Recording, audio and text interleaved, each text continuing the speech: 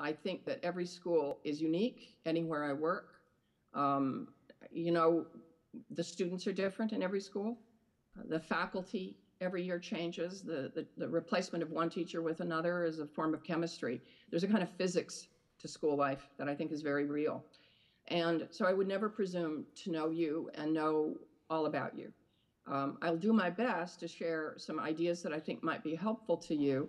And what I really respect is the idea of revision, the Latin, of course, which is to see again, to view again. That we go back to take a look, just as I would a writing draft, how to improve it.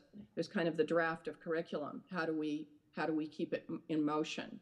I would also ask a question I often ask, which is to be really honest. If we look at the assessments we use, in particular, meaning the ways we actually ascertain how kids are learning as artifacts, what do they tell us about what we value? Do they really provide evidence of student preparation for 5, 10, 15 years from now? That's the hardball question we've got to ask. Not that we're comfortable with them. In fact, that's a little shaky for me. But rather is whatever we're working on with our kids in terms of curriculum and the way they manifest their learning, really good evidence of how they're going to do 5, 10, 15 years from now. Let me start with a question, because I can see most of you. And you could just raise your hands on this. Did anyone in this room have a family member, or maybe even one of you, have a baby this year? And does anyone have a friend or a colleague or someone in their family who had a baby this year? Could you raise your hand if you did? Wow, a lot of you. Wow, you've got a productive group out there. Let me just say that that's the class of 2031.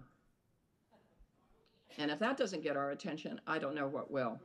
How many of you work with your 17 or 18-year-olds? How many? Could you raise your hands? Okay. There's a huge difference in the generation between them and pre-K and K. Who works with pre-K and K? All right. The difference is this. This is my iPad. You see, your 17 and 18-year-olds weren't raised on touch technologies, and the early childhood kids are. That even within the notion of the generation we're working with now in our schools, being exposed to, being conversant with, and relatively comfortable with emerging technologies and new forms of using these tools, the youngest of your kids are coming in with a whole new set. In fact, I would argue that the biggest disparities right now, the haves and have-nots, are going to be the 3, 4, and 5-year-olds who've already come in tracing a letter on an iPad, getting a response, and saying those words. And so it's hard to keep up. I think we would all agree to that. First point. So we've got to look at who our kids are. And our whole goal is to prepare our kids, not only the individuals, of course, but also the generation they're in and the type of world they're in now, as well as in the future. So a question I often ask is, what year are you preparing your kids for? And if we looked at the artifacts and the tools and what we're actually teaching, as much as we may love it, is there a place where we're going to have to do some revisiting? And so a strategic approach I like to take, and as alluded to in the book Curriculum 21, is what I call an upgrade. And we're going to be looking at that. And what that is a strategic replacement. I don't think anybody at the Ross School can add a lot more to the curriculum. Would you agree? I mean, time goes fast. You have limitations. But we do have to make some occasional replacements. I don't think you need an overhaul. I think your program is probably one of the most dynamic and exciting. But I do think all of us would agree as teachers, perhaps with Martin Buber's great statement. And I do like this quotation. I don't tend towards quoting people, but I do like this one. Buber said, if you're going to be a lifelong teacher, above all, be a public learner. So I think we would all agree, if I can start with that premise, that we all can learn something. We all can try. And I'm going to ask us together to learn something. I know I will learn things from you. And whether I get as much time to interact with you today or not, I'd like to go in with that. At my stage of work, and I've been an educator almost 40 years now, and I've worked in every state and 6 continents and around the world. I'm very lucky. I've met a lot of great educators, and I got to tell you, the neatest thing is to be a teacher at this time in my life. There's so much to learn. I'm genuinely passionate and excited about it. What I'd like to do right now is I'm going to sort of lay out what we'll do in our time together. And Jennifer explained it quite well, I think, but I'll just formalize it a little bit more. In just a moment, I'm going to move over to what's called a screen share. And that's going to allow me to show you slides or go to websites that you'll be able to see. And Ryan and the IT crew there who've been stellar, absolutely great. And if ever they want, I'd love to take them on the road. They're good. What I'd like to do is show a screen and be able to go through some slides. I'll do this in relatively short catchments, like every 10 to 12, maybe 15 minutes tops. I'll stop. I'm going to give you a task to interact or discuss with people around you, and then I'll pull you back. And then the last block of time, we'll open it up for more general questions. But I think that works really quite well with Skype sessions, as opposed to pretending I'm in the room and we can interact in the same way. So that's formally how it'll work. And as Jennifer mentioned, we will need you to speak into a mic if you have a comment or a question as well. So to begin with, what I'd like to do is I'm going to ask you a prompt in just a moment. And but before I do, I'm going to ask you to turn to your colleague. And when I need your attention back, here's what I'll do. A friend of mine just gave me these chimes. So I've got these here, if you can see them. And so I'll hit that to get your attention back. Does that sound like a plan? And I think we can make this work. And I only would tell you this, that curriculum and instruction and assessment is a series of choices. It's a design problem. And what you design is what you get. Your choices are going on all the time within your classes, but also as an organization, as you communicate and share these kids over time. And so what we're looking at is maybe revising or making some adjustments in some of those choices and adhering to your mission statement. And so my first question to you is, I've seen your mission statement. I know you want to prepare kids for the future with a real grounding and a global perspective. Given that, I'm going to ask you to be honest here. Turn to a colleague if you're on speaking terms. If you aren't on speaking terms, you can talk to yourself. That's fine. It'll work out. But I'm going to ask you to be very candid here and take a hard look. And I'm going to ask you, what year are you really feeling you're preparing your kids for? And let's take 1 minute while we do that and while I set up the screen share. Okay? Great.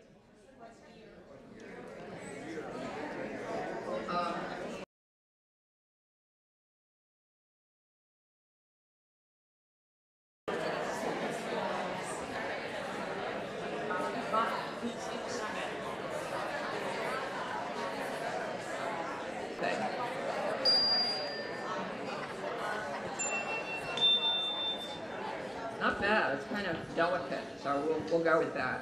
On the screen, I'm going to run through some basic points. And as we're going through and you're making any observations or notations, my goal is not to persuade anybody of anything. I think the goal is for all of us to mutually explore some questions.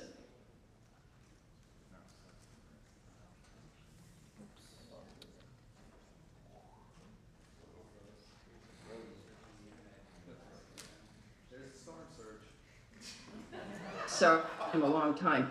In Curriculum 21, I wrote the first section of chapters, and then I invited some amazing people to participate, including Vivian Stewart, who was then head of education at Asia Society on Global Literacy, Frank Baker on Media Literacy, Alan November on Digital Tools. I invited Art Costa and Benna Kalick, who are the authors of Habits of Mind, to deal with the habits that are going to be necessary for all of us to carry out this work into the future.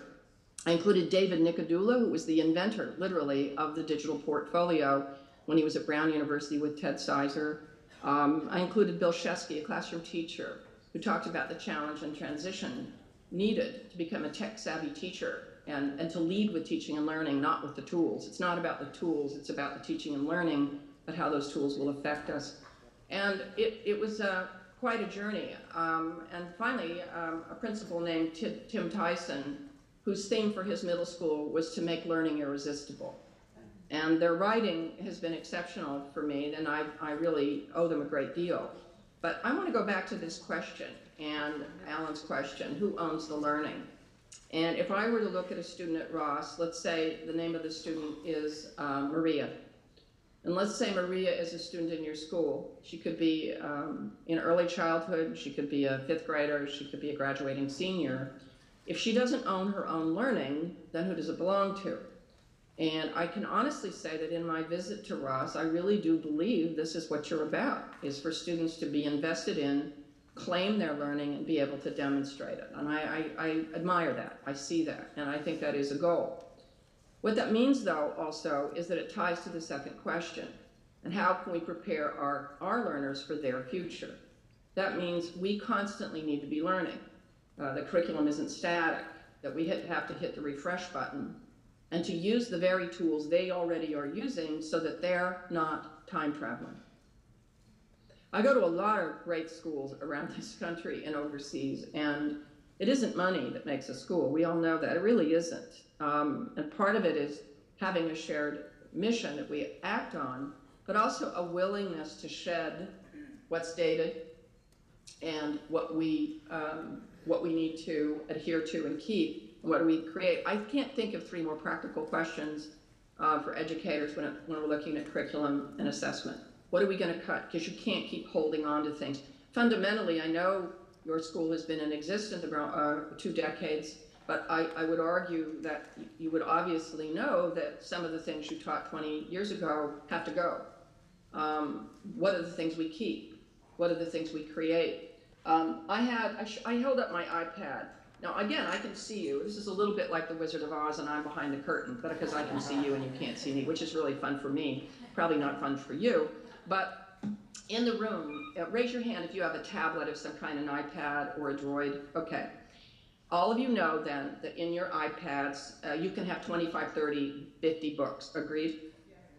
Okay. Well, here's the point. Paper's over. And in the future, and I know that because I work in the textbook industry, they're all making the transition. Every textbook in paper on social studies is dated. I'd love to see the sections on the Middle East right now in the textbooks that were printed 2 years ago. I think we would all agree. In fact, my husband is just around the corner here right now, and I have a routine, which is in the morning, I do this for him. I go out and I pick up the New York Times off the driveway and I hand it to him and I say, "Hey, honey, how was last night's news?" Because I never read the paper unless I'm nostalgic for yesterday's headlines.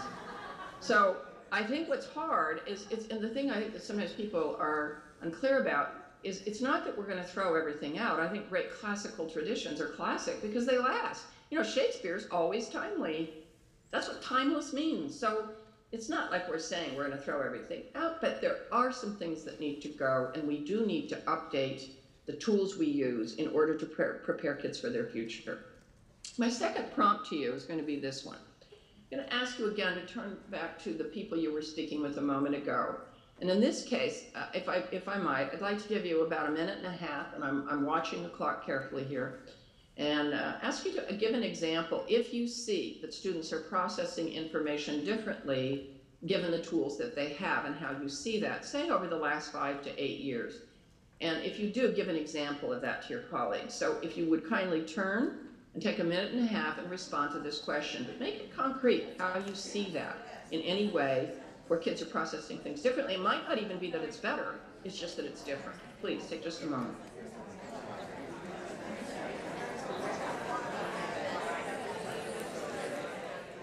I'm sure that there were some interesting discussions about this, but let's move this and see if these relate to grades. In the book, one quick, Brian, I'm getting feedback, so maybe you make sure you can hear me. Heidi, it's coming through a little strange. Can you repeat that? Yeah, I just was saying I was getting a little feedback. Are you good? Yeah, let's try it again. Yeah, all right, thanks. Now that's good. So as long as you can hear me, I'll proceed. There, in the 5th chapter in the book, I really found this particular chapter to be extremely valuable for anybody who really thinks about pedagogy and how they teach.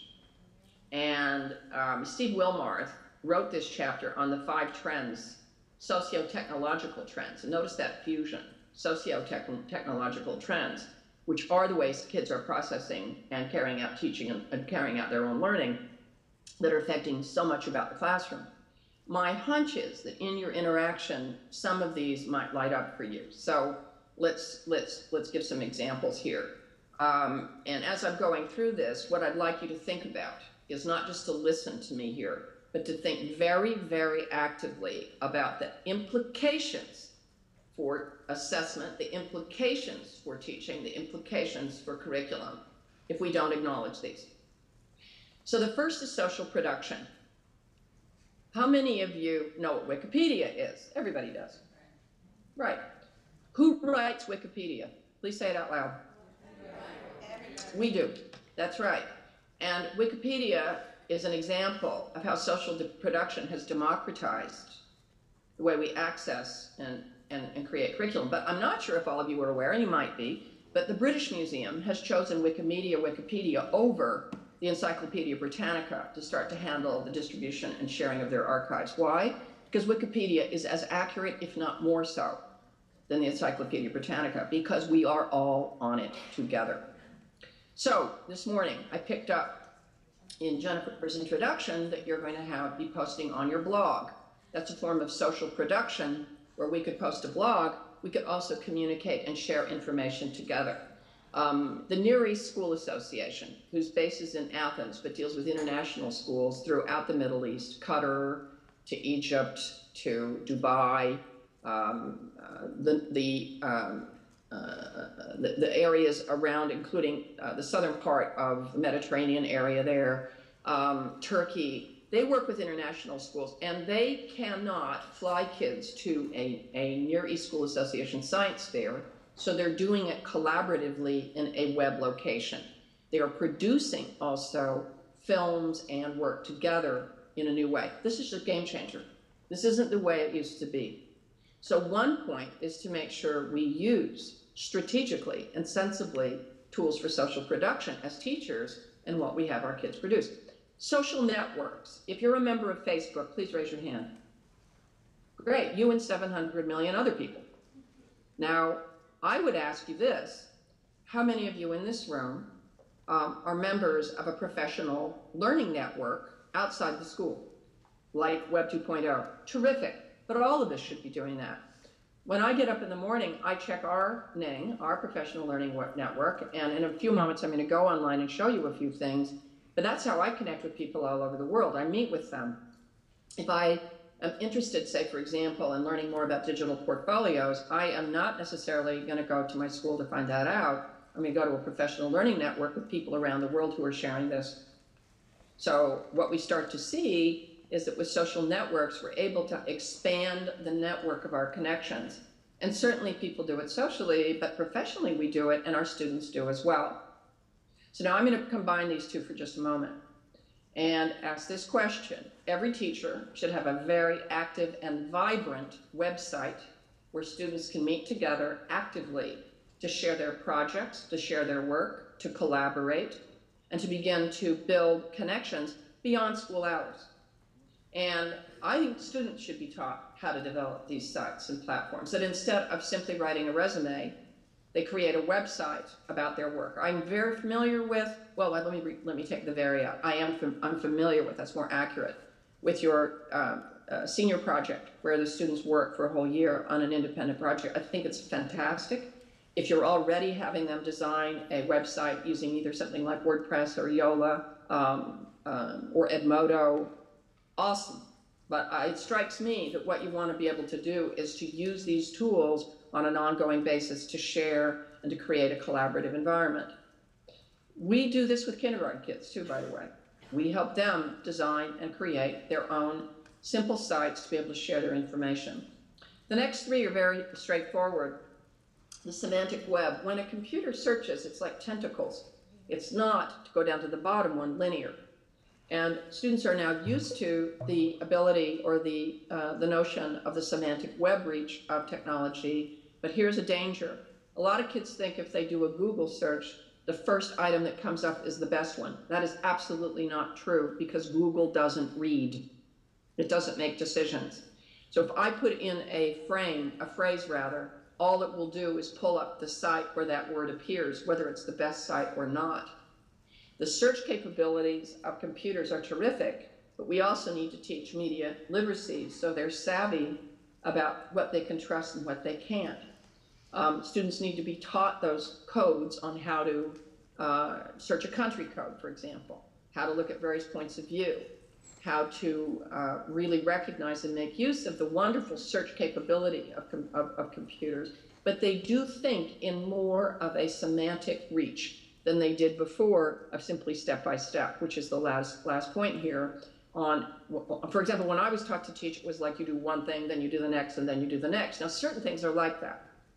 If I go to, here's an example, if I go to IKEA, how many of you know IKEA, the Swedish, okay.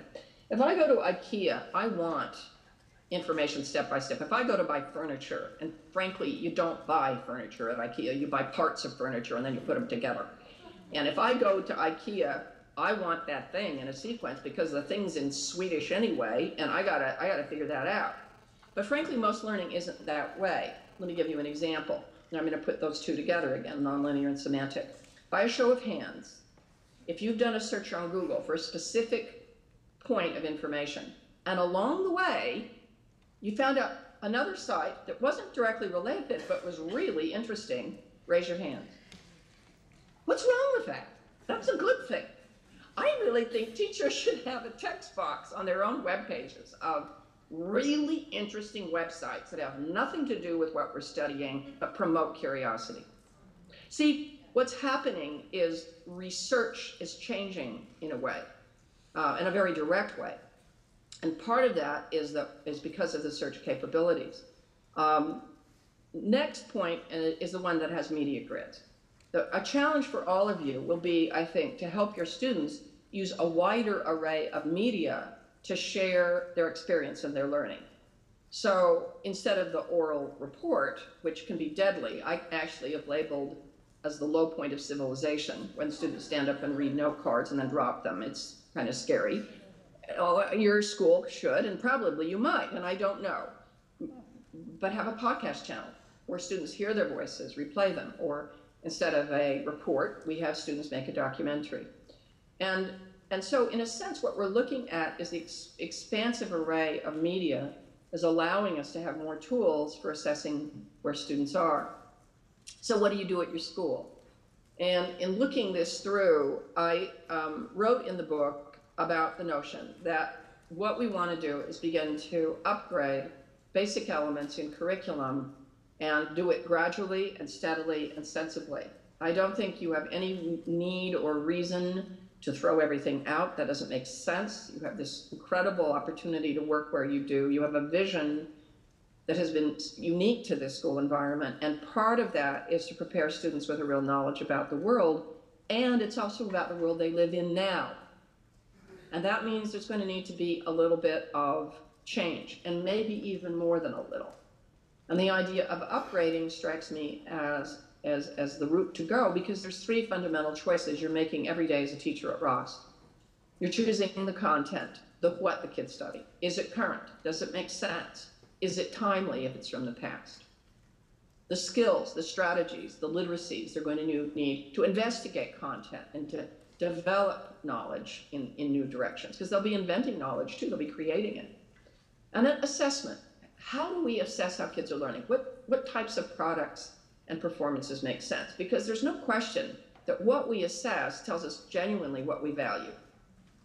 So as we look at this notion, what I came up with in the Curriculum 21 book is a two-tier model. And we're going to really look at the first tier of this work. We're not looking at the second tier. And the first tier is how do we revise and replace some aspect of our curriculum and assessment with more contemporary forms. That it's not a question of throwing everything out, but looking, for example, this opening semester, perhaps a unit of study that you're working on or a project, and looking at how you could perhaps replace some of the content with more contemporary content. Maybe upgrade and take a look at the means of assessing the work, or begin to really work through a more cogent and focused way of engaging students in the new literacies, which we'll get into. The second tier of this work is a bolder piece, and it's more long-term, and that has to do with new school versions. You are not a 19th century structure. in the same way that the majority of schools are in the United States. Notice I didn't say 20th, I said 19th.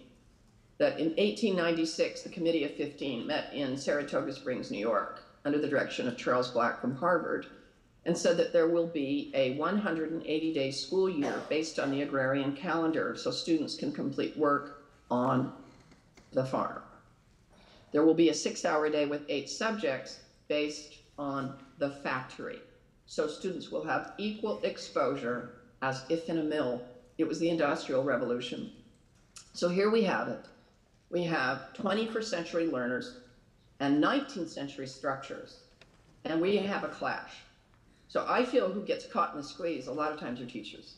I was interviewed recently by Ed Week, and the reporter said something to the effect, well, Dr. Jacobs, why do you think so many American teachers are resistant to using some of these tools? And I'm going, I think you've got that wrong. I don't think they're resistant. I think they're just trying to figure out how to do it, when to do it, and how to make it rigorous and meaningful to teaching and learning.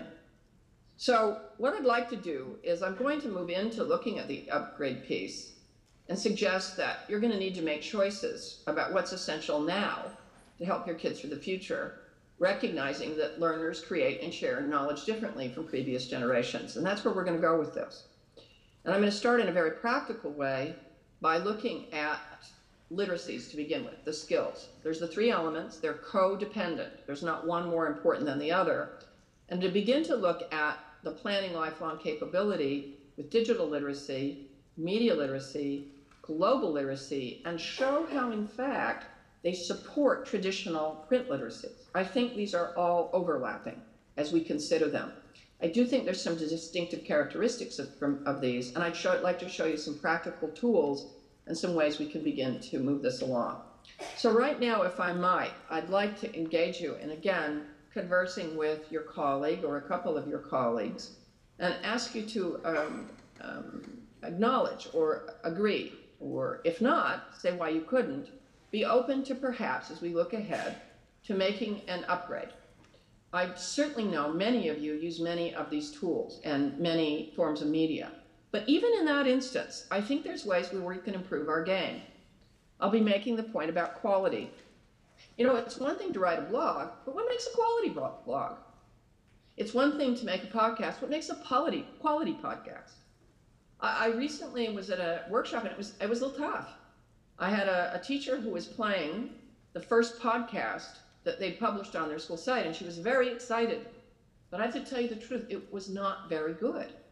And when I said what I decided to say that made sense, and I kind of had an epiphany in the exchange, I said, you know, this is a really good draft. In the same way that you'd get a first draft of a piece of writing. It's not that it's bad, it's that it's not ready to be published or released. And what we realized in the course of the discussion is she had a ton of rubrics on writing, but they didn't have a rubric on what makes a quality podcast. So we're going to not just be looking at these tools, but how to create quality work and do it collaboratively with the learner. And it particularly seems to me in Ross, when you work hard at intimate and direct, good collegial relationships with your students, that this is an opportunity for all of us to learn from them and from ourselves and each other on how to create this work. So I'm going to take a beat here and just let you debrief and run through any of these points to be open. Let's see if you're open to some of the ideas that we'll be launching into to upgrade. And just take a beat right now. I'm going to give you a minute or two to sort of review these critical points before I start to show you some sites and we go into it in more depth. Let's just take a moment for an exchange.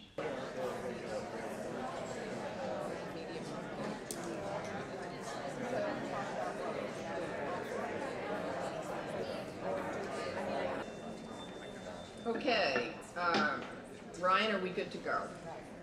Yep, we're good to go. All right. And again, given the time and all, I will certainly set up some time towards the last part of our exchange today, or rather our session today, to have more of an exchange. I appreciate your that you may have some questions, and I will certainly try to at least get that started. Let me also do this. I'm going to make a point here. I'm going to create something for you in just a minute. I'm going to create what's called a back channel so that you can post some questions to me today. So you'll see, I'll use a tool to make that happen. I've got an idea here. All right, let me continue on. There's really three basic literacies I'd like to focus on right now, and the repercussions of those for a curriculum planner.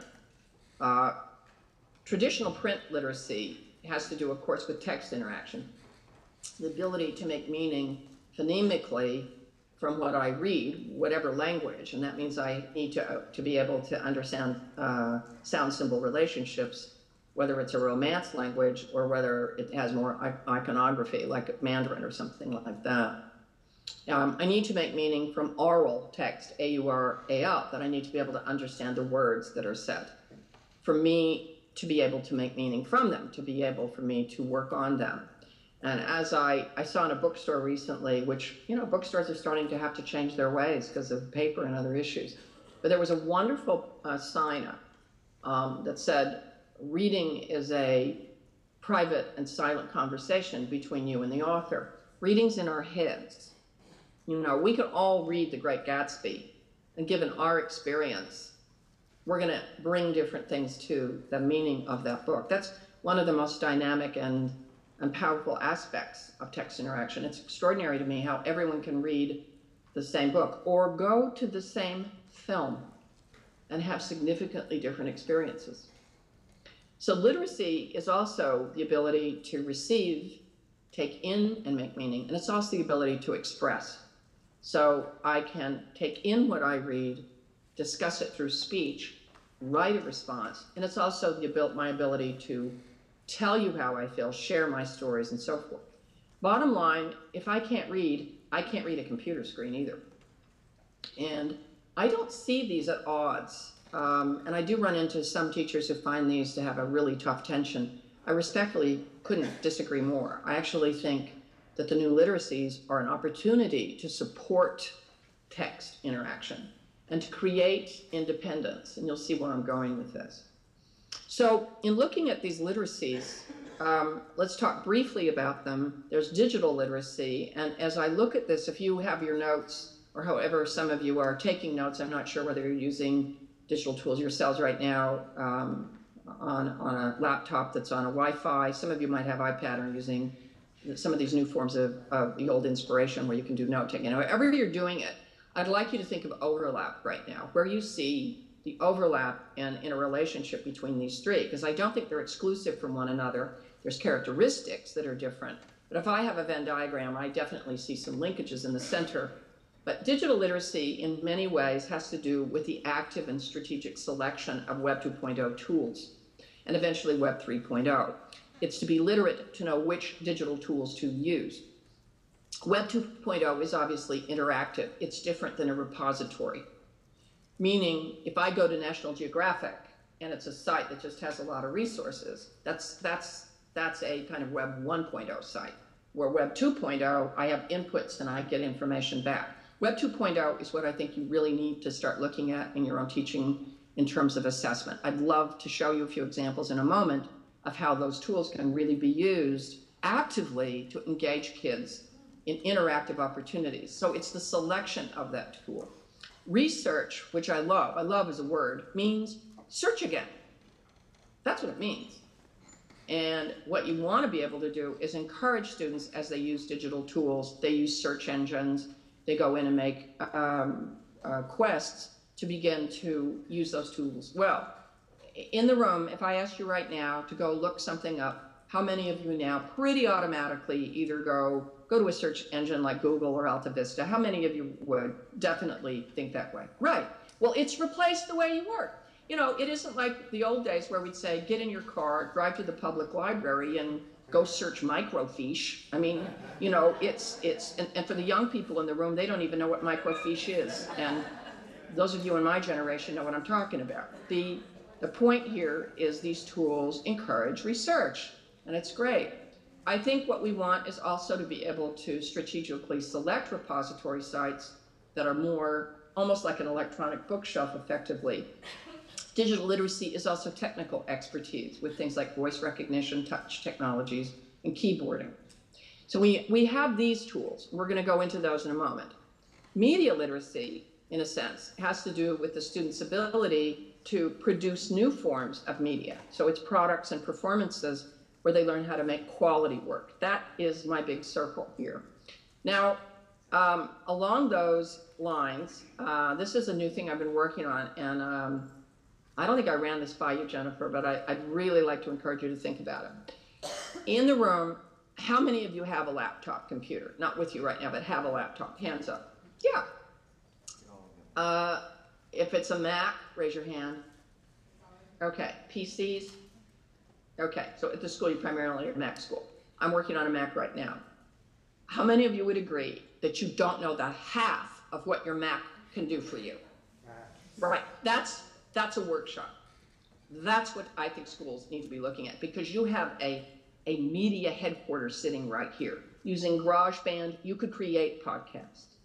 You can create with iMovie, and we're not doing it. And a lot of our kids know how. And what strikes me as exciting is for our students to start to create new forms of media, but also to be critical about those. I have a website that I'll show you later that I think is just outstanding on media criticism, but I'm also going to suggest that you do a little research on the Jacob Burn Center, Jacobburn Center in Pleasantville, New York, which is the #1 and largest center for helping teachers and students learn how to create and respond to media literacy. It's a 27,000 square foot facility.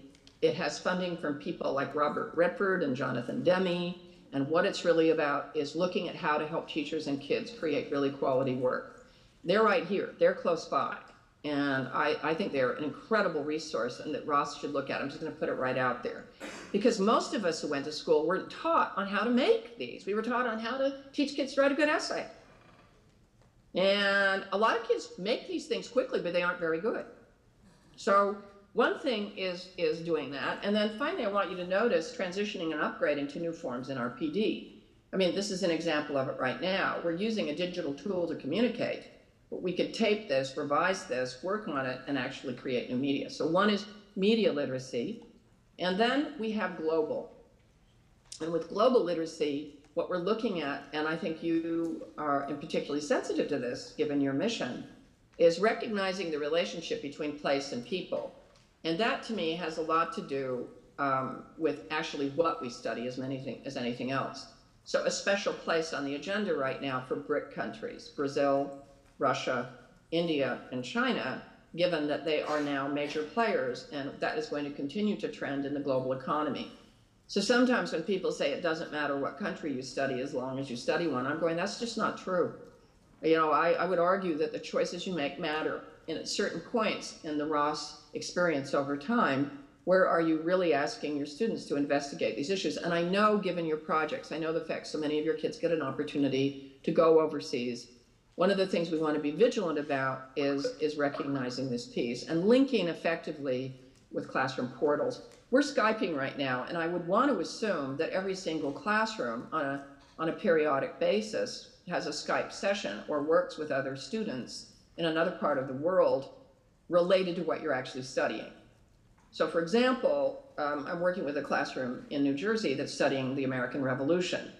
They're using British textbooks. So it's a short unit, and they're Skyping regularly with a class in London. And what they first found out is it's not called the American Revolution. It's called the war with the colonial rebels, and that they were considered insurgents, and that there is a reason why it's short. And that's because England, or Great Britain rather, has a lot of history, a lot more in terms of written history. And so what happens is this is a good way to use Skype, not what do kids in China look like. You know, I've seen some very superficial uses of this. But can I also suggest another tool? And maybe somebody could write this down, and that's OOVOO, O-O-V-O-O. OOVOO allows you to have 6 locations at once, unlike Skype. And we don't need to use OOVOO today. But if Jennifer had said, Heidi, I want you to bring in 3 other schools, or why not try this? You have other Ross schools or people who emulate your model. Am I correct? I believe so. It might be interesting sometime to have a session where you have several of those with you and a facilitator, and to start to use these tools for your own work as well as for your classrooms. So as we're looking at this question, what I think we're looking at is that we have a new kind of learner that needs new kinds of classroom roles. This picture is an example of the 3 literacies brought together. This is a classroom, a private school in Florida. The teacher is Sylvia Tolosano. Sylvia is on our Curriculum 21 team, and she's remarkable. And I just think she's an amazing teacher. To me, she's a teacher 21. She's really got it.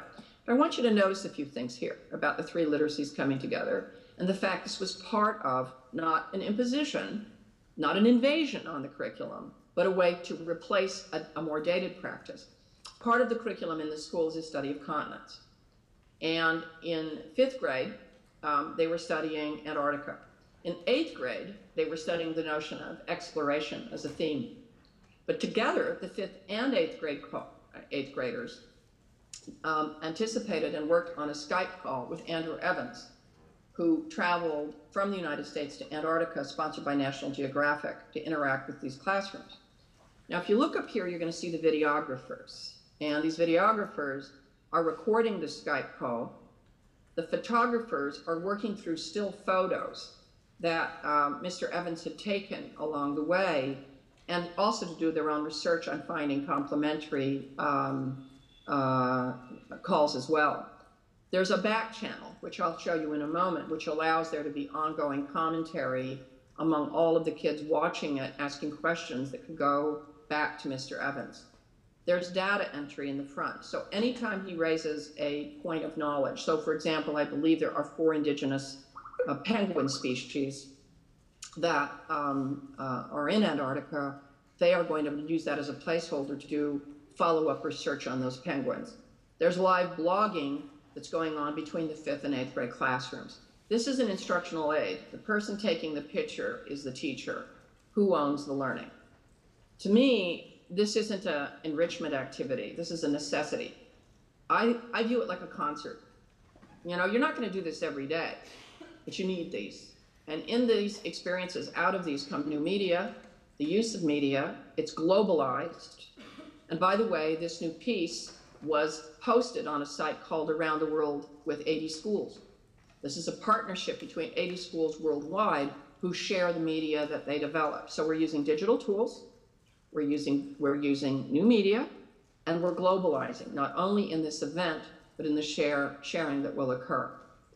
What I'd like to do before I go online is I'm going to switch over and start to show you some Web 2.0 tools and a location where we can look at those. I'd like you to take a look here and think for a moment. If there's some opportunities where you do some of this, but you could maybe even elevate it more formally.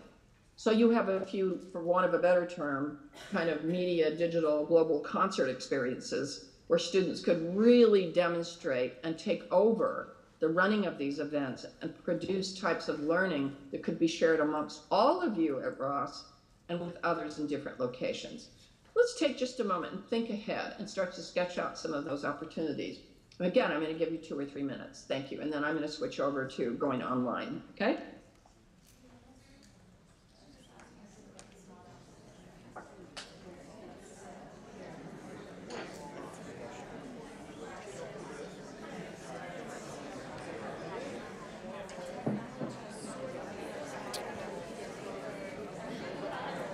Ryan? Yeah, you there? Yeah.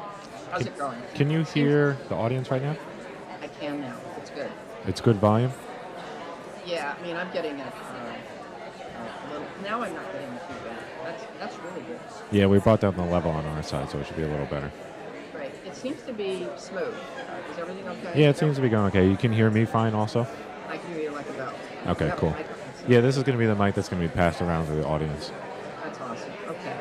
I'm going to go, here's what I need you to do is to stay on. When I transit over, I'm going to set the stage with a couple of slides about moving over to this website, and then I'm going to go to the website. Okay. So what I'll need you to do is let me know how it looks, and if there's a problem, just type in and say refresh, or that didn't work, or whatever. Yeah, okay. All right? Sounds good. Yep.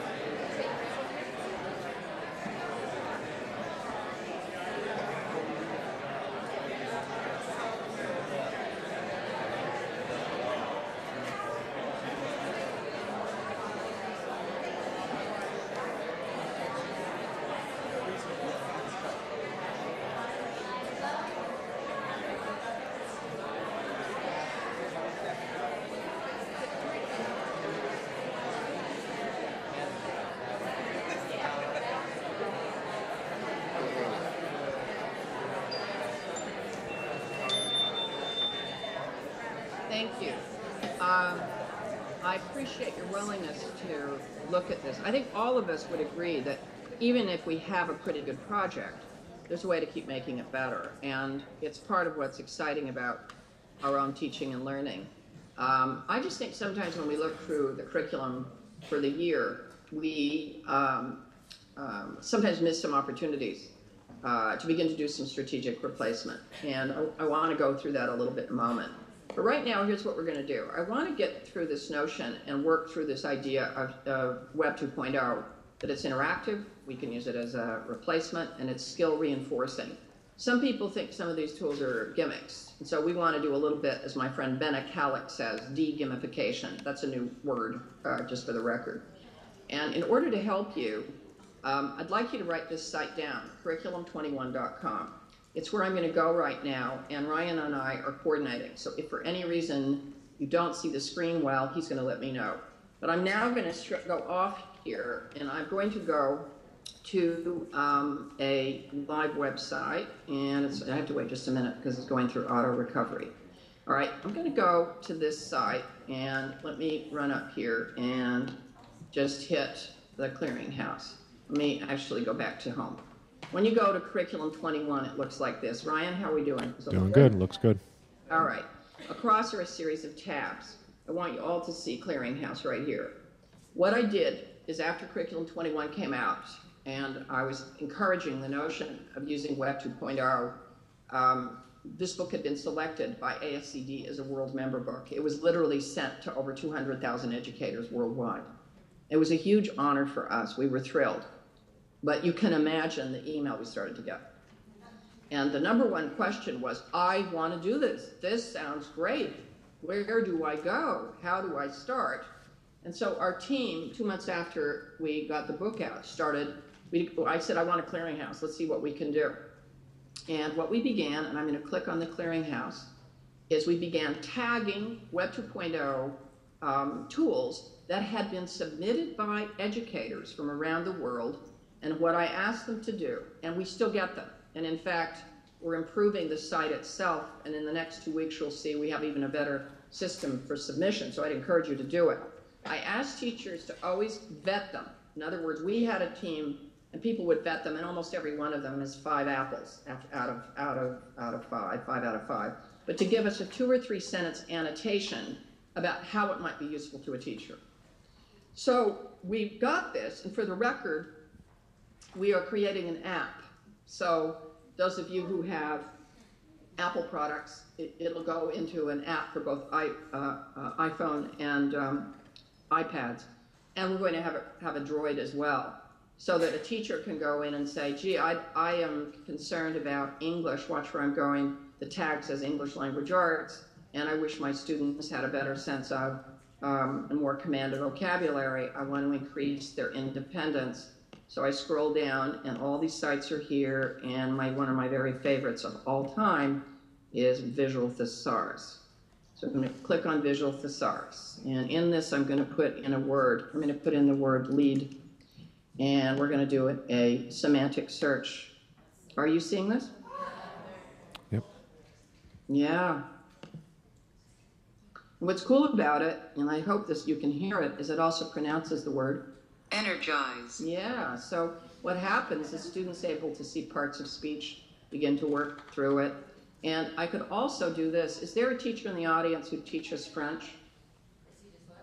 French. Yes or no? Come on. Okay. Yeah, that's a yes. That's what I thought. So French teachers watch. I could apply this, and I can also have the words done in French as well. And my point here is this is a choice. I think there's nothing like the feel of index cards with a rubber band around them, but I got to tell you, I think in terms of vocabulary, we're going to do a better job with a tool like this. Now watch how this works. So I was interviewed by Visual Thesaurus because they know I love their site. I really do. But they said, how do you like Vocab Driver? And I said, I don't know what it is. And by the way, this is one of the few sites requires a subscription. I will tell you now, 99 out of 100 sites that I'll show you are free. This one, I pay $15 a year just to have it for me, and there is a school subscription. I don't work for them. but you're funding teachers who help run this site. But most of them are free. Almost everything I'll show you is free. But this Vocab Driver was cool. So I go to Vocab Driver, and I have now seen it used really effectively, and I could put any text in. For the record, let's just put in Oliver Twist. So I have chapters 1 and 2 in Oliver Twist. I hit grab vocabulary, and what's going to happen is it's going to look it up. And first of all, we get a Wordle. If you know what a Wordle is, please raise your hand. Okay, for those of you who don't, a Wordle is when you go through text, and the size of the word is proportionate to its use. So in this chapter, the word clearly that's used the most frequently is Oliver. Well, that's fine. But let's say I'm an English teacher, and what I really want to do is get into geography words, social studies words that deal with a historical reference to it, and maybe some arts and literature words. So now I have these words, and I could go to any one of them, so I could hit the word stipend, and what will happen is it'll come up, and I'll see an example of that. I could frankly look at any of the words going back to the search that I just showed you, but I'm going to create a word list. Ryan, what is your last name? Anderson. Okay. Is it with a O or an E? S-O-N. Okay. Mr. Anderson's tough English word list for me, and I mean tough. So I have trouble with these words, and I'm going through them, and I'm checking off the ones that I have difficulty with, and I have trouble remembering, and I'm going to save this word list. So this is mine. See, Jennifer's in the class too, and she has a much easier time. Mr. Anderson actually likes her better than he likes me. So there's a part of this where she's having an easier time in the class than I am. But this is the word list I can use, I can research, and I can interact with. So I'd ask you how you might use visual thesaurus to help improve a student's piece of writing that's problematic. Or, for example, I might combine it with something like this. I go to Wordle, which is also on the clearinghouse, and Wordle's free. And I create a Wordle. And I could take any piece of writing. So let me take this. This might be interesting. Let's take Nelson Mandela. Let's go with a piece of global interest here. And as Word is opening this up, I'm going to take the address, the speech that allow me to do this. It's creating it, and it will show the frequency of words, and I can alter the way it's displayed and the way it looks. But this is basically, let me change the layout, and I'm going to make this horizontal. I'm going to make this a little bit smaller so you can see it better. I'm going to change the coloration, and I'm going to change the print type. Oops, there we go. And what we see are the use of the words that he used in his inaugural piece, and it's fascinating to see the words we use. But now I'm going to ask you to think about it a little differently. Let's say we make a new Wordle, and I'm a student in Mr. Ryan in your English class, and you've asked me to write about what makes me like the books I like and why I choose them. And I'm not the world's greatest writer, and I didn't give it a lot of thought. And so I write this piece. I write, I like a lot of books because they are like one another. I also like English because you give us books to read that are like the books that I like. Okay, now clearly, this is the world's greatest writing, but what will happen is it's going to create a Wordle that will allow me to take a look at this piece. So what you can see, and what I'd ask you to think about, and I'm going to give you literally 1 minute to do this, is if I were a teacher, actually I think I'm going to not do that. I think I'll just proceed given time, because we have limited time here. What we do is we combine Wordle with visual thesaurus. Can you immediately see how I could have a student take the words that are overused, rework them through visual thesaurus, or look for alternatives without me, so that they own more of the learning? If you can see that, just raise your hands. I mean, it's a pretty obvious point, but here's what's really interesting. The way we saw that work best, there was a teacher in the Bronx who used it brilliantly, with kids who never liked to work on vocabulary, but they like it now. They like it. They get to work with it. It's more interactive. It's, you know, It's a way for them to actually investigate and enjoy using and developing words. But the final assessment, now that's where I want to go. The assessment, it wasn't to play with this. The assessment was you have to turn in 3 Wordles and 3 drafts of your work and an epilogue piece in your blog that describes your tendency to overuse certain words and what you're going to work on in your own writing. Now that's a good assessment. And that's using the digital tools in a way that I think makes a lot of good sense. Let me show you another site that combines some of the global tools. I'm going to go back up here. And I'm going to go to, I think I can find it. Let's see if it's in math. No, actually, I think it might be, let's look here. Maybe it's in science. Let me see if I can find it in science. It's not, yeah. I'm going to go in and pull up Gapminder. And this is absolutely one of my very favorites. Some of you may have seen it, and if you have, bear with me. For those of you who have not, I can promise you you're going to want to use this. Oops, sorry about that. It's loading, I think. Yeah, you're going to want to use this, but what I think with your students. But one thing I'm going to ask you to think about is the following. As it's loading, this is a really terrific tool, and I want you to think about how often you are asking students to interpret data from charts and graphs, how you're asking kids to look at multiple factors. And that can be in a lot of classes. I mean, English teachers are asking kids to look at informational text. Science, social studies, math teachers are looking at interpretation of data. And instead of having them look at a page, I'd like you to look at this and how you might use it is in an assessment. In other words, how I might use this as a way of assessing how kids are doing with the skill of making those connections. So let me just point out what this is. There's country factors. So one is size of country. And it's also calibrated to place. So the larger the symbol, the larger the population. Next, and by the way, what you can see down below is the numbers. So when I hit Japan, it tells me the population size too. Then what we look at is life expectancy. So the higher up, the longer people live. Another factor is how much people make. So the furthest we skew to the right, the more money people make. So the top quartile, the people who live the longest and make the most.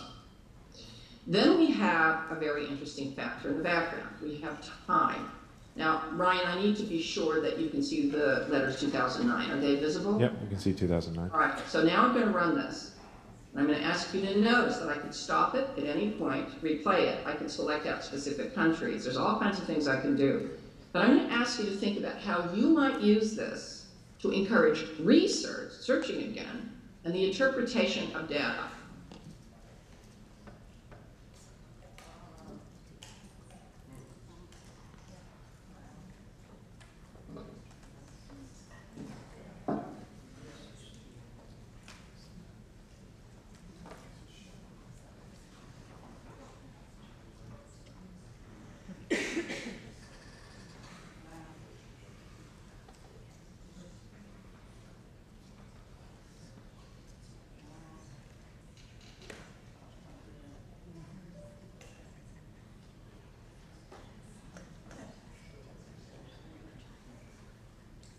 Okay, if you think that's pretty cool and you want to play with it, pop your hand up. Yeah. We also could go, I could go to my back storage room in my classroom and pull out an old oak tag map of the globe. I mean, there's my choice. So, you know, the point here is that that's pretty cool. Now, if I might, this is where it gets interesting. As a teacher, I might say, let's take a look at a country or two. Did anyone notice China drop? If you notice that China dropped, raise your hand, because most people see that. Now notice what I'm going to do here. I'm watching China, the big guy up here, and whoa, when is that happening? That's around 1959. And you see, this is what I would do. I would say, I'm going to ask you to track a country.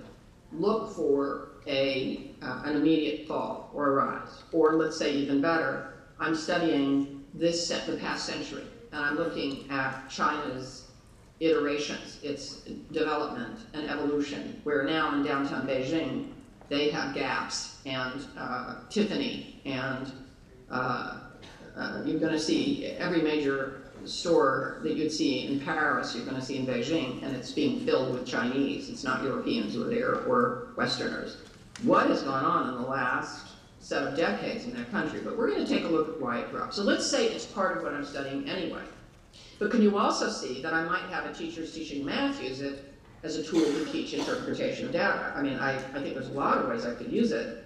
I'm going to go to another website. I'm going to go to Google. Now, this is my personal Gmail page, and I'm going to put in the word China. And I'm going to do a Google search on China. And I'm searching Google, and up will pop China, and we'll start to see a sequence. And that's fine, but what I'm going to look at is down the side here, I see something that says timeline. And this is part of Google, and it's free. By the way, Gapminder's free. Wordle's free. And I hit timeline. Now, what a lot of folks don't realize, and maybe a lot of you do, and if you do, terrific, but Google has a lot of great tools. And in this case, the history, and all of you are history teachers in a sense in your school, there's no question. I'm going to put in 1955, a couple of years before that drop, and I'm going to go through, say, 1965. And I'm searching China. What's going to come up are all the major events and news articles and information. So I could go to 1956, and I could even break it down by month, and I can find out and start to research what was going on in China that might have precipitated that incredible bounce, what happened. And so the point here, there's a lot of different things I could use. By the way, when you look at this site, and I specifically chose it because I thought it would be interesting to you, there's all kinds of indicators I can track. There's also a map that I've used with elementary schools that point out population growth and the like. This is a great site to explore. And it's only one out of many that we have as tools on our piece. Let me show you a couple others. This is loading right now, so it's going to take just a sec. As I go over here to the Curriculum 21 site, new window, let me put it up. There's also programs in a whole array of areas that are just fascinating. So we often ask teachers to investigate tools, but not to be limited by the subject. So for example, you know, there's a couple new ones. The newspaper map might be a really interesting one for you to look at. The art map, or the art tag is a great one, and Google has just produced Art Project, which allows you to do a virtual tour as well as look at artwork in many of the world's greatest museums. So in a class recently where we were studying the Renaissance, we went through and we brought up Uffizi Gallery. We were able to look at artwork, and I would also begin to actually walk through the gallery itself. So I can do a virtual walking tour if I choose, and begin to investigate different rooms and begin to move through the museum and investigate it as a student. There's so many different types of tools that are available, and I think what you want to do is start to stretch yourself, do a little research yourselves, and look at different ways you can play this out. I have two I want to show you, and then I want to finish up by taking you to what we call a hub that is specifically designed for global investigation. So let me give you another example. One in math that I think is a really dynamite site that a lot of folks really enjoy looking at, and we have cross-referenced a lot of these, is Wolfram Alpha. And my hunch is that some of the math teachers are using it, but Wolfram Alpha is probably one of the finest sites I know that deals with statistics and computations. So I could look at some examples, and I could look in any subject to look at everything from calculus to basic numbers on the elementary level. I can take look at the properties of 28 and be an elementary student and look at different ways it can be portrayed. I can also, for example, take a more complex example, and I can deal with breaking down an equation or an algorithm and looking at the ways it can be converted or laid out. There's all kinds of examples, but I can also do something like this. So I'm going to, just for the sake of discussion, use Jennifer's name. So I can put in Jennifer as a name, and what it will start to do is give me the statistics on that name. point out in the United States, because I'm doing this from the United States, one out of every 746 people have the name Jennifer. The primary year when that name was given looks like roughly around 1972. So Jennifer,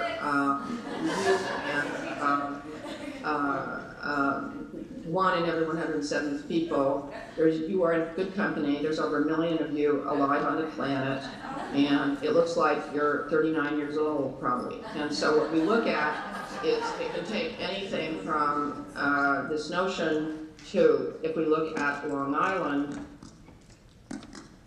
it will start to give me statistics about Long Island.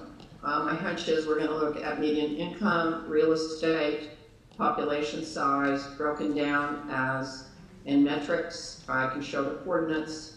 I can begin to look at everything probably from rainfall, elevation, and it allows students to want to research. That's kind of the neat thing here, is we can play it out in some really exciting ways. Early childhood teachers, please know that there are ample tools for your use as well.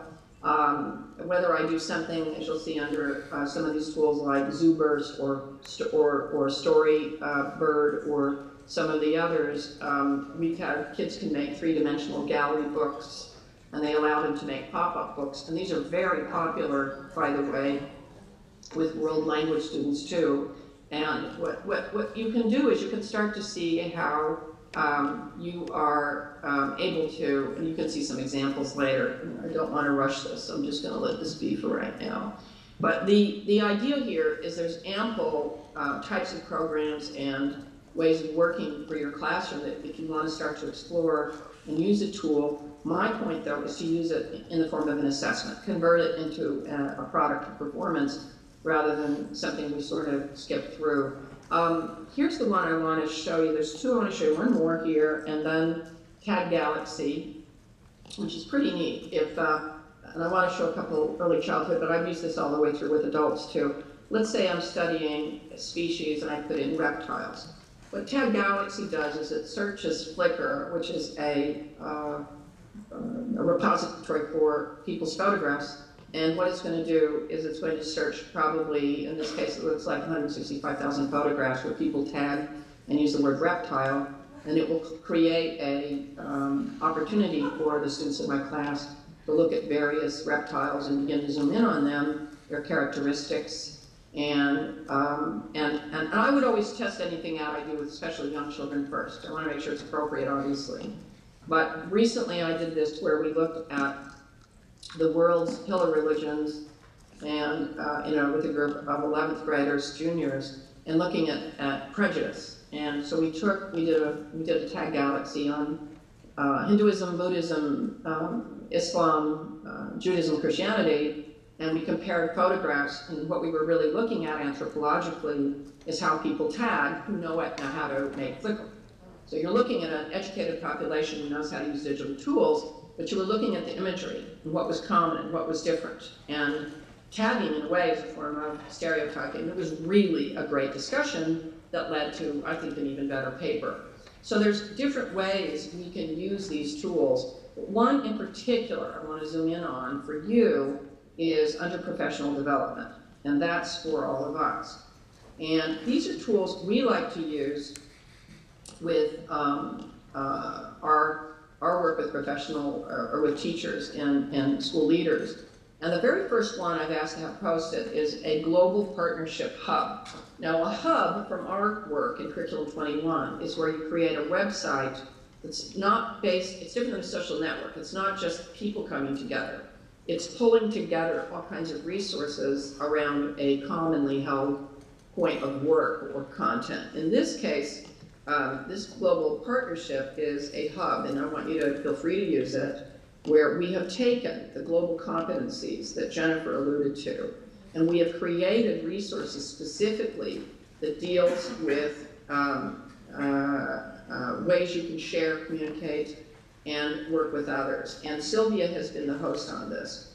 We are doing everything we can to make this a worthwhile place for resources for those folks who really want to work on global competency. So for example, here's the site on Around the World with 80 Schools, and you could participate in this site.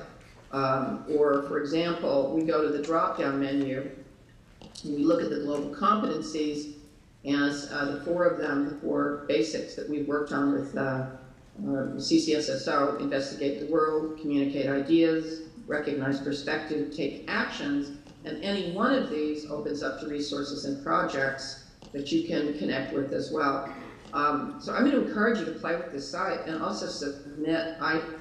This week alone, I've had 3 different groups who are sending submissions on materials they want to add. We're also adding a section of student voices where we can begin to connect kids and hear their views on this issue. So what I've been trying to create for all of us and with our team is a clearinghouse and a place where you can share and use these strategies in an effective way to able to improve your practice. So right now, I'd like to finish with these slides on assessment, and then we'll go to questions. So in terms of upgrading our work, the actual type of an assessment, I think, needs to be looked at. This is a list that came from work with a group of teachers about a year ago, and I keep adding to it. I like it a lot. So in other words, let's go back. In other words, one thing is to use the tools, those skills, those digital tools. The other is to look at a replacement. So for example, instead of always having my students write a story narrative, I might have them write a screenplay.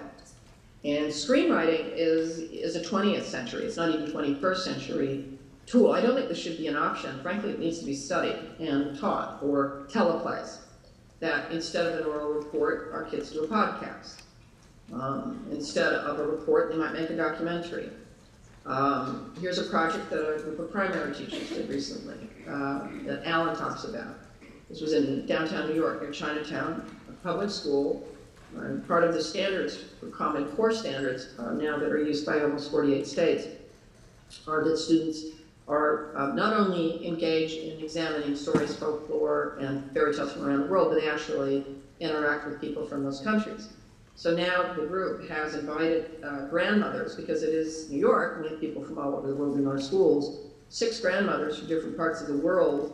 Once a month, each of them reads a story to the class, just like I'm on Skype now, that comes from their country.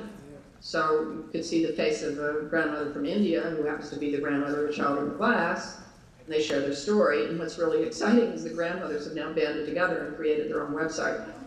And the students blog and interact, and it's pretty exciting. And to me, that's a replacement.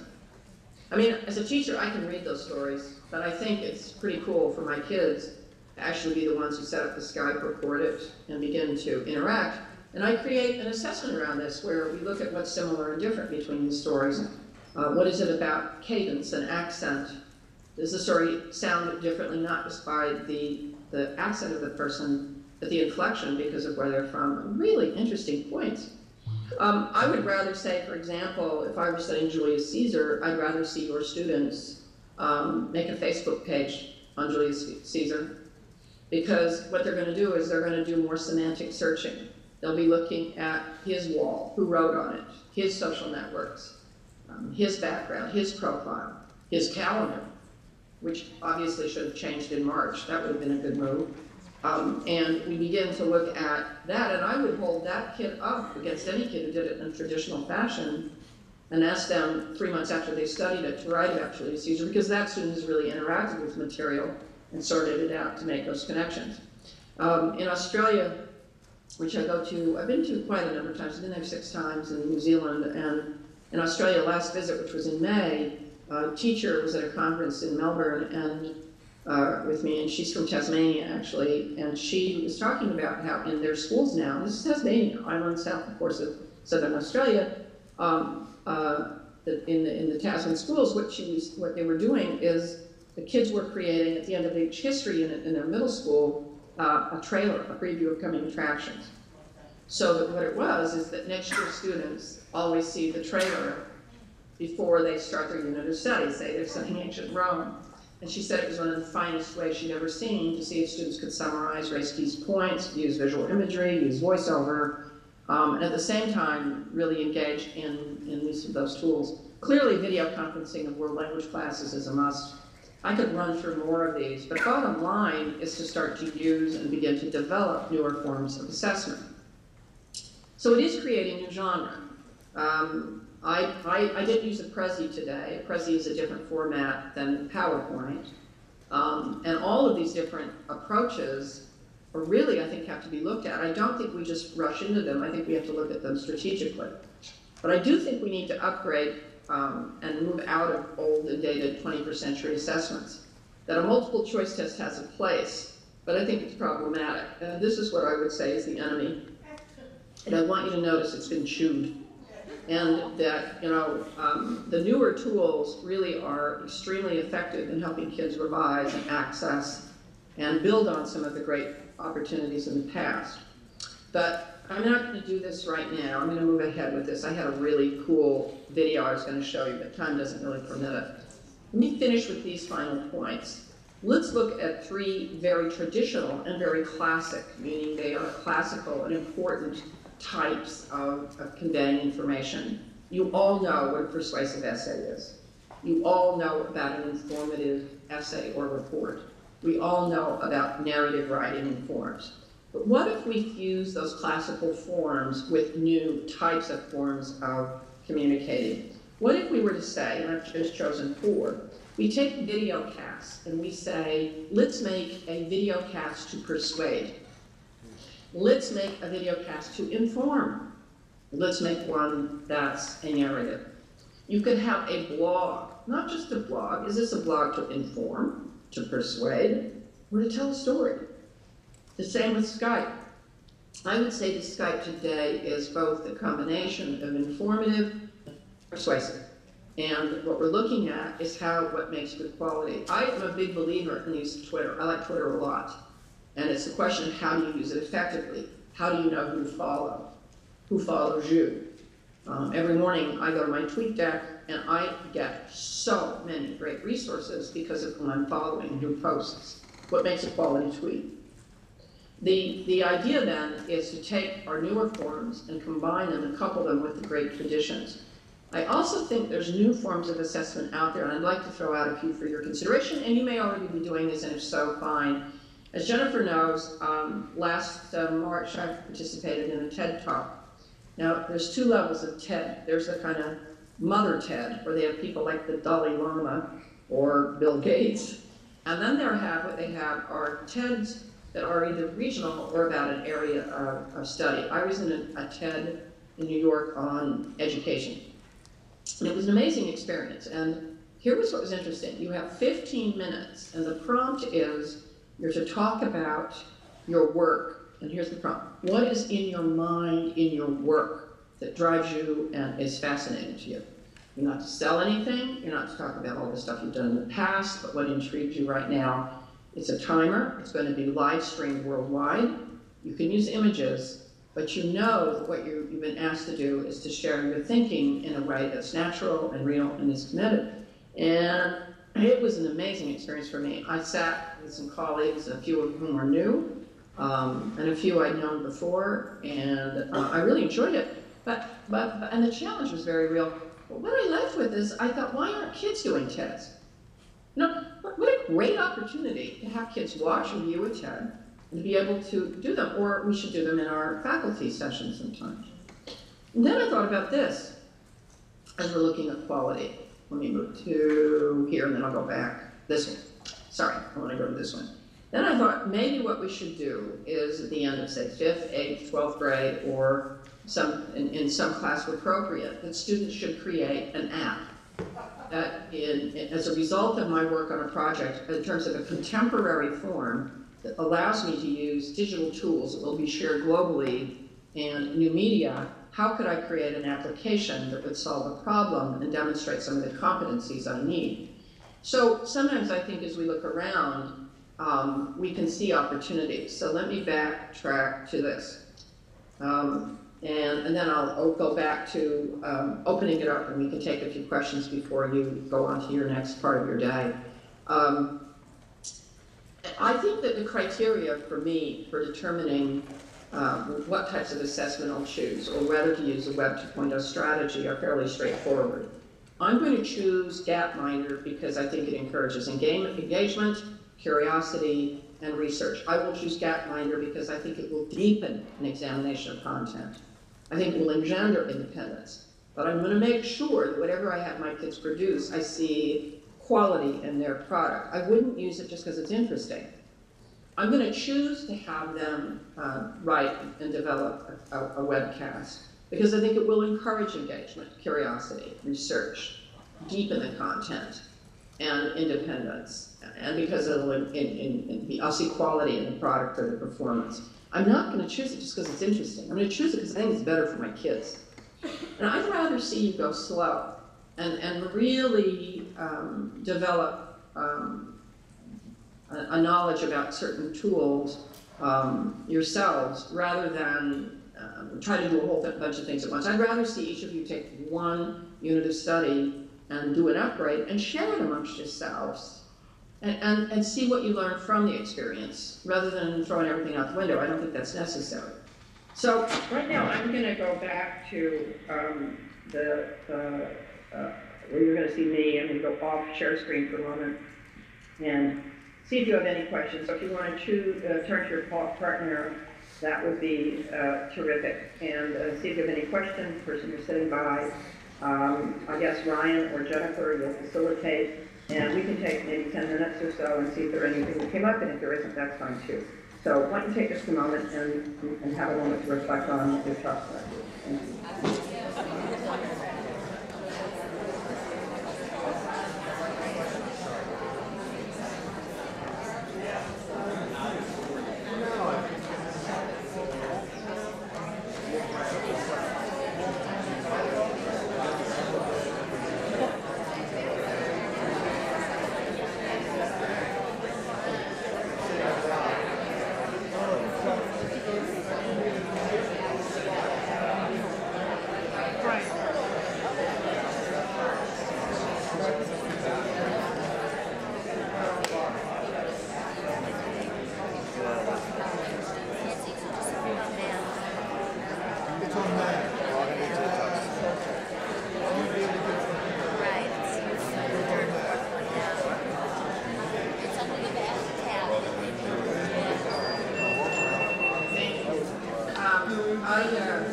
I'm going to leave it to you if you have questions. One other thing is I have a lot more slides, and what I really had hoped to be able to get to would have been a discussion on global issues, because I think those are real important. Maybe that's for another time, and that all of those are inherently interdisciplinary, whether you're talking about water issues or even these issues of climate change or microfinancing in developing countries or sustainability issues or new forms of what we call gateway cities. A whole change of not studying immigration like we used to, but there's a whole new level of transitioning that's occurring worldwide. So many great issues, and I can't think of a better school to talk and work on those things. But I elected to set those aside, and I think I probably would have anyway if I'd been on site, because I think that's a whole other question. Remember the three elements: content, skills, and assessment. I primarily focused on the content, I primarily focused on skills and literacy and on new forms of assessment. And I set content aside deliberately. So please understand that was a deliberate choice on my part, just in terms of our time. Jennifer, Ryan, I don't know how you want to handle this. If there's any questions, we can take a moment. I'll do my best. If they're not and you're ready to move ahead, no problem. Okay, so we'll use our normal format. And if you want to ask a question, just raise your hand and someone will bring the microphone. And we have a system that seems to work, Heidi, so we're okay. Okay, Jen. Just Carrie? Okay, I'll go first. Hi, I really enjoyed your talk, and thank you so much. I plan to use those tools a lot, and some of them I already knew. But here at Ross School, we don't force the students are not required to take Regents or other standardized tests. Yeah. However, and so in my regular global history class, I'll have a great time using those tools. But I also teach an advanced history course that's designed to prepare kids for the advanced placement tests. Yeah. And the conflict that I would have in that class is that the tests require them to use these, essay writing over and over again. Yeah. I don't have the space to use these exciting things to teach. And so I guess my question is, what's your thinking about these old-fashioned standardized tests that don't test for these kinds of, this kind of literacy? I mean, there's a lot of people don't like them. A lot of teachers I know don't like them, but there they are. And I don't know if, I'd love to join a movement to change it, but it's like, where is that? What do you advise for teachers who have that First of all, what's your first name? Carrie. Thanks, Carrie. Carrie, I think that's a totally real and practical question, but let me give you a slightly different angle to look at it. You see, I work with College Board. I can also tell you the College Board you're going to see some shifts in the next 2 to 5 years. Good, that's really good news. Right, I know, but you're still driving the car, you're driving, so you have to figure out how to make it work. I don't see these as antithetical. I think right now, in fact, what I'd be looking at, and what we're really looking at now, is apart from standardized tests, for the record, in public education right now, the Common Core, I don't know if you've heard about the Common Core standards, they're replacing old standards, and in fact, the emphasis will be on formative assessment, which is a lot of what you do now, not summative, formative. So it will be more on the ability of students to use these tools. So frankly, the good news is that the system itself is shifting. And both public and I think an independent one. 2, I believe that if I used in my classroom work, because I absolutely understand the end of year advanced placement test, but I'm going to bet you, I would absolutely know for a fact that if my students, what do you teach? Give me the course you teach. United States history. Right. I really know that if my students are using tools, many of which, I only showed you 3 or 4, but they begin to use search tools and investigate primary source documents, perspectives on those documents. I begin to use interactive tools like Ngram and others where I start to do real research to prepare for that traditional piece. They're infinitely going to be better researchers and have more to talk about than they would if I do not. So I think there's a difference between your ongoing assignments and work through the year, where you strategically use tools and you use some ongoing assessments to tweak or replace some of those. In other words, I can honestly say that the questions at the end of the chapter aren't what knock the kids off the seats. I think you would agree with me. Yes. And I also would tell you, as somebody who's worked in the textbook industry for 25 years, students don't read those. They go to the questions at the end first and go back and do hunt and peck anyway. Right. So what we're looking at will be a strategic intervention of where you see places to use the tools to support the outcome. The outcome is really the thinking on the piece, in the written piece. That's true. And I also would say I'd probably be advised, and I wish I had more time with you. You see, I might go and show you Phil Villagrano's site. He's outside of Philly. And his webpage, where kids share on Edmodo their thinking, their writing. It's an essay, and it's a persuasive essay, but you could put it into the blog and you begin to give each other feedback in a way where kids get more feedback using the tools. You'll improve the quality of the writing. Let me give you a great site right now. Yes, please, thanks. Well, no, to share. Watch where I'm going. Type with me. TYP. You'll remember. Remember. Somebody's going to tell you because they all love you right now because they don't have to do anything. It's just you and me. Okay. So type with me is TYPE with .me. Okay. And you can create a document. So let's say I'm in your class and you're working on the question of Thomas Jefferson's dilemma in a sense, because the guy didn't believe in slavery, though he still held slaves. And his dilemma, of course, is when John Adams says, you write the Declaration of Independence, which is one of the better things Adams did. And he's trying to work through this dilemma, and you want me to write a short piece, maybe 5 paragraphs on it. What I would do, you see, is I'd be posting that on Type With Me, inviting other students or other people to give me feedback on that tool. And I'm going to tell you now, my writing's going to be better. Oh, yeah, So, that's great. That sounds like a great tool to use. That's Thanks. right. So some of it isn't necessarily going to be searching, though that's there clearly, like the Library of Congress archives are online and kids should be accessing those. Yeah. But actual writing itself will get better. 1, 2, can you see how you use visual thesaurus? Yes. Okay. Now let me give you a better site because it's totally free and your kids can take it with them all the way through Ross. When you go to the English Language Arts site, the very first one says vocabulary.com. It is owned and run by the people who do visual thesaurus, and it's free. And your students can have their own web page on vocabulary. They could take all the way through where you're going to give them challenges, where you give them back their iterations, their drafts. They start to work on and develop the word choice they use in order to improve their work. So this is 4 minutes or 3 minutes of feedback to you under a restricted time frame. But my point here is within the faculty, I am sure you have colleagues where if you sat down together and you started to generate, how do we use these tools to help our kids with their writing? There is no doubt in my mind that your students would be better just at the writing, let alone researching, if you look at some exciting ways to replace an assignment. So instead of saying a draft, I want you to turn in the Wordle, I want you to show me how to use Visual Thesaurus, I want you to go back and give me an iteration on type with me where we see how you improve the work. There's just a couple ideas there, but your kids know these tools. We want to make sure they use them. And I do think eventually these things are going to begin to alter. But yeah, you have to deal with what's coming. I just don't think they're at odds. I'm going, okay, how do we use these and harness this stuff to help them do a better job on what is a classic form of writing? It's just in a traditional time frame that's somewhat artificial, obviously, given the time frame and the restrictions of the prompt that you'll get from AP. Right. Thank you very much. My pleasure, Appreciate Perry. it. Good luck this year. Thanks. Jen? Next. Yes. We have time for another question if you want, and then I think we'll wrap it up. Does that sound Okay, good? that sounds fair. Looks like we have one over there. Hi, thank you very much. It's been really nice to see some of these tools. In fact, now my biggest concern with the hurricane is that we're not going to have power so that I can go and check all of these things out. We'll work fast today. Yeah, exactly. What is your name, sir? My name's Todd, and I Hi, Todd. teach cultural history here. And I'm actually new to the Ross School.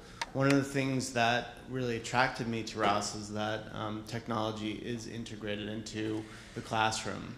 And everyone, all the students and faculty get really nice MacBooks to work with. What I think, this is more of a practical question that may be outside your area of expertise, but it seems one of the biggest stumbling blocks to really effectively using some of these tools in the classroom.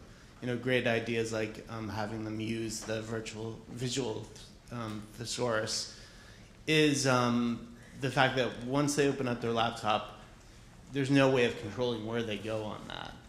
So I'm actually forced into a situation where I'm banning the laptop altogether in my classroom because I just can't go around and monitor people, what they're doing because, 1 minute they could be doing something really productive, and next they're on Facebook. Well, not Facebook because that's blocked, but shopping or, looking at YouTube videos. So, I'm conflicted about this because, I think that being able to take notes on a piece of paper is still a valid tool, and maybe, boardrooms across the nation and faculty meetings have the same problem of illicit multitasking, and maybe we do need to set aside some space for people to just get back to the enemy, as you point out, which is the pencil or the tutoration. I think it's a very fair question, and it would have to be part of my expertise in order for me to discuss this, and as an experienced teacher, I understand management. But again, let me give you a slightly different way of looking at it.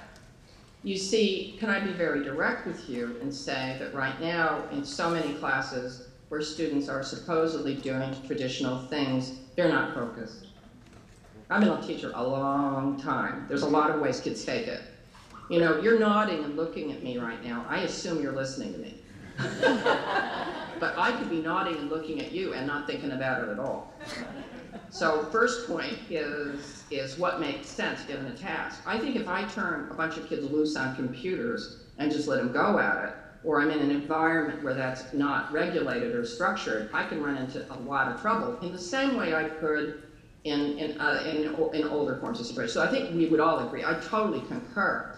I also, when I work with a workshop, and if you had all been online, the first thing I would have talked about is internet etiquette in workshops. And Jennifer knows me. I would have said it's not okay to check your email in the middle of a workshop. It's not. You'll have time to do that. The other thing is I would be working and organizing my room differently, and I'd make it very task-oriented. so that we're not going to have the time to go fool around with that. 2. 3, I respectfully say it a little bit differently. You know, there's a program, in fact, I could set this up right now. If I set up a room, I could set up a room like Today's Meet. Todaysmeet.com. I make a room, I join the room, I have my class participate, and it's a note-taking space. And at the end of the next 5 minutes, I want to see everybody's notes. They're going to have their name. They're going to have submissions. In other words, I think there's ways to use these tools in a structured environment where you get the results that you want to get. So I think the danger is the all or nothing piece. I think it's great you flag this, because I think that if you don't, there's a tendency to close down. And that's going to work so against you as well. So to me, it's to have an assessment. It's to have a performance assessment after these pieces. In the next 17 minutes, the next 20 minutes, this is what group 1, 2, and 3 need to produce. The other thing is, if we use the tools well and I make strategic choices, you're going to tend to get better results. I feel like a lot of what's happened is kids have laptops, and we're just learning new pedagogies on how to use them effectively. So if I set up a problem and I give them that Gapminder, which is real interesting, I have 3 outcomes they need to produce. I want to see them on Today's Meet or on Edmodo, and I'm looking for these to pop up. I'm going to probably have more success. And by the way, you know, I think it's rather than note-taking. I wrote a book called Active Literacy about 5 years ago, on reading, writing, speaking, listening across disciplines. I couldn't agree with you more about note-taking, but I actually think what's more important is note-making. They're commentary. So I might take the Declaration of Independence, throw it into Type with Me, which can have 15 kids writing on the same thing at once. And I want them to ask questions of Thomas Jefferson. I want you to interact with him in your notes and comment on the work. Make your notation. Make your questions on this page. So I take 2 or 3 of these tools and look at how you could manage your class, use time more constructively, have outcomes that work. And I do think internet etiquette is a big deal. And just so we're all clear, kids are going to go home and look at what they want anyway. They do that now. They've done that always. So the way you actually literally use the room, the presence in the room, I think is an important piece too. People do dumb things with smart boards. So just having the tool isn't going to work. And I love your question. It's an honest question. And we're actually doing a lot of work on new pedagogies, because I think it is going to require new management schema and systems for. It's a relatively short answer to what I think is a really an important question. Great. That was very illuminating. Thank you. Okay. Jennifer, I want to thank you for accommodating me, given the challenges. We literally have, this is pretty amazing, and it's a little scary, to be honest, because in the background, if I open the window, you'd hear a saw, because they're starting to cut plywood. This is the first time in my life, and this has happened. Yeah. And I just want everybody to be safe, and all the kids to be safe, and all of you. And thank you again. And I hope it was of value. Yes. Mm-hmm.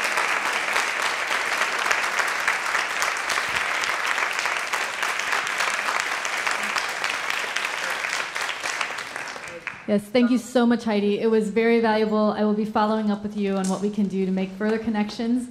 And we wish you well, and we want you to be safe too, so we know you have to get busy doing what you need to do. All right, we're thinking of you. Thank you. Bye-bye.